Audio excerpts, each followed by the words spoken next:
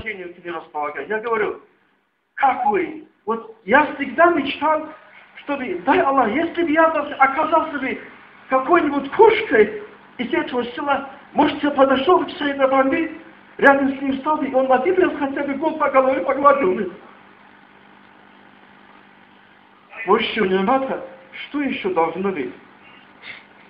И посмотрите, как обидно бывает.